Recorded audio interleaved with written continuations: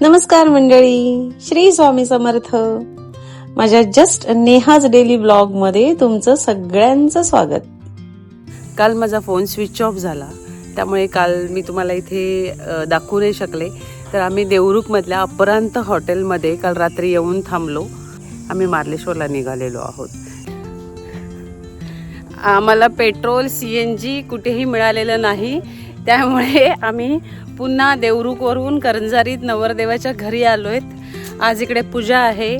रत्नागिरीला गणपतीपुळे, मार्लेश्वर असे जेवढे सगळे, कातळशिला असे सगळे जेवढे म्हणून ठरलेले स्थळं होती, तिथे कुठेही भेट द्यायला जमलेलं नाही. आणि म्हणून आता आम्ही फक्त इकडे यांच्या बागेत आलोयत आणि पडलेले आंबे गोळा करतोय.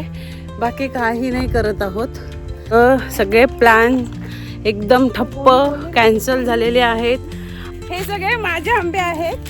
हे मी एवढे गोळा केले. हे कोणी घ्यायचे? हा माझा आंबा चोरू नको, माझा आंबा चोरू नको. 7 आंबे मी मोजून ठेवलेत माझ्या कॅमेरामध्ये, पण आता लॉक झालेत. हे बघ राधाने केवढे गोळा केले. राधा तुझे मोजून ठेव. हिरवे सगळे माझे, पिकलेले सगळे तुझे. हे बघ, हे ताईने इथे आंबा खायला सुरुवात केली. वाव, हे बघ किती आंबे पडलेले आहेत. सही, अरे यार, हे बघ, हे बघ, हे माझे आहेत. पण आपण पुढे आंबा गोळा करत करत मागे जे ठेवले ते विसरून जाऊ आपण. इथे हे बघा, अगदी माझ्या हाताशी, माझ्या हाताला सहज येतील असे इथे आंबे आहेत. हे बघा इथे सहज. पण मी यातल्या एकाही आंब्याला हात लावणार नाहीये. आम्ही झाडाला लागलेले आंबे अजिबात तोडणार नाही आहोत. हे बघा, झाडाला लागलेले आंबे तोडणार नाही. जेवढे खाली पडलेले आंबे आहेत तेच आम्ही गोळा करतोय. तेच. हे बघा, राधाने केवढे आंबे गोळा केलेत. हा, आम्ही तिघी जणी एकाच मिशनवर आहोत, आंबे गोळा करणे. ताई मागे वळून बघ जरा. पण काय माहिती, आंबे गोळा हातात पण आंबे आहेत. आंबे गोळा करून नेणार कसे, हा प्रॉब्लेम.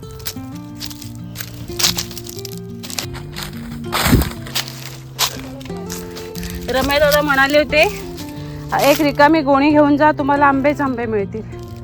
खूप मोठी बाग आहे, एवढं फिरणं शक्य नाही.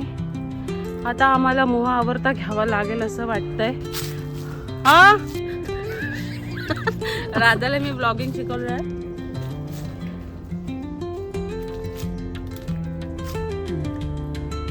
ताई आमच्या ऑफिस मधल्या सगळ्यांना वाटेल मी ज्या पेट्या भरून आणल्यात ना गाडीतून, त्या इथल्याच आहेत की काय. हो ना, पण असं अजिबात नाहीये. ऑलरेडी गाडीची मागची सीट सगळी आंब्यांच्या पेट्याने भरलेली आहे आणि ते विकतचे आंबे आम्ही आणलेले आहे.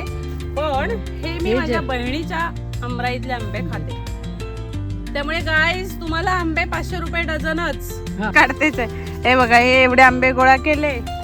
अजून इकडे आंबे आहेत. आणि आम्ही जसं जसं वरती आंबे गोळा करत गेलो, असं इथून वर वर वर वर, तर पहिल्या ठिकाणी कुठले आंबे कुठे ठेवलेले हे पण आम्हाला सापडत नाही आहेत. आणि आता हे तुझे किती माझे किती याच्यावर आता मोठी चर्चा होणार आहे. पण जर का पेट्रोल आणि CNG नाही मिळालं तर मला वाटतं हे जमवलेले आंबे इथेच खायला लागणार आहेत. आणि मुंबईवाल्यांना, जे मी माझ्या ऑफिसमधल्यांना सगळ्या माझ्या कलिग्सना जे प्रॉमिस केलं होतं, ते प्रॉमिस कसं काय पूर्ण होणार आहे. ह्या आंब्यांच्या सोबत बसलेली आहे. आम्ही पहिले आंबे खाली गोळा करत करत आलो, वरती गेलो. खालचे आंबे कुठे गोळा केले ते आता शोधतोय. ते सापडत पण नाहीत, पण हे एवढे सापडले.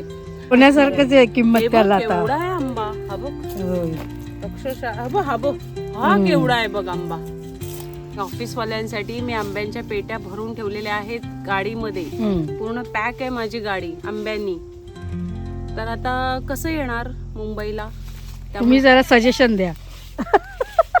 एवढे आंबे जमवले तरी ताईंना आमच्या एक आंबा मिळाला, तो पण अगदी अडचणीतून त्यांनी काढलाय. शुभाताई उठा आता, आंब्यातून उठा.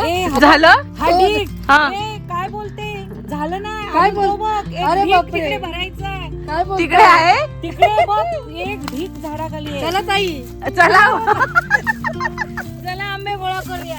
आमच्या लक्षात ए राधा, तिकडे दिनेश लांजापर्यंत गेलाय पेट्रोल सीएनजी बघायला.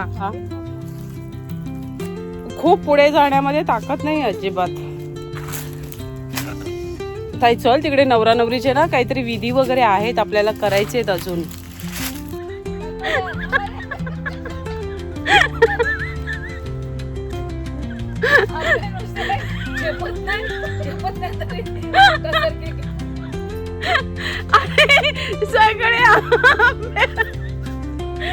सगळे आंबे पडले.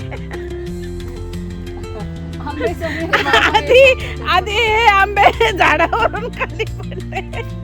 आधी हे आंबे झाडावरून खाली पडले आणि आता ताईच्या गोणीतून पडले. असे असे दोनदा आंबे पडलेले आहेत. पत्ता पाठवा, आम्ही थोडेसे आंबे तुम्हाला देऊ. नक्की द्याल. लोक लगेच पत्ता पाठ, लोक देतील. आता झाले. आता पोरच्या आणायची ते आजा. मी म्हणत होते राधा आधी भरू नको. पण तुम्ही ते पाडलं, ते भरले, आता काय नाही करू? पण भरू नको, वरून पहिले आण. आता हे भरले हे आता ऐक ना, मी काय आता राधाने एवढी मोठी गोणी घेतलेली आहे. कुठे होते ते? पण तिकडे त्या बाजूला, ह्या बाजूला नाही आहेत हे आंबे. इकडे राधाची अजून हौस भागलेली नाही. खरं आहे म्हणून टाकून दिलं त्याने. मेहनत आहे पण. हे आंबे एवढे का रुपये डझन आहेत ते माहिती आहे का? नुसते झाडावर लागून होत नाही.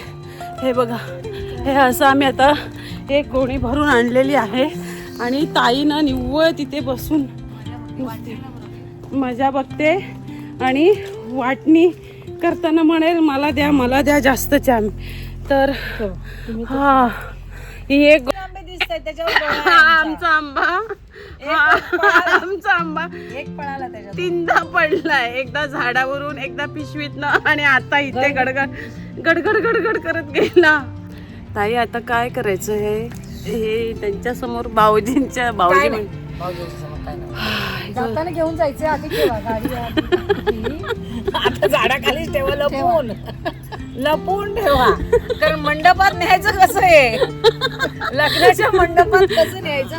वराडी मंडळी तिकडे बसले, अजून मंडप पण तसाच आहे आणि ही पोचकी घेऊन आम्ही तिथे जायचे. आम्हाला झाडावर लागलेल्या एकाही आंब्याला आम्ही हात नाही लावलेला, कारण ते तसं करायचं नसतं, ते योग्य नाही आहे. त्यामुळे आम्ही पडलेलेच आंबे गोळा केलेत.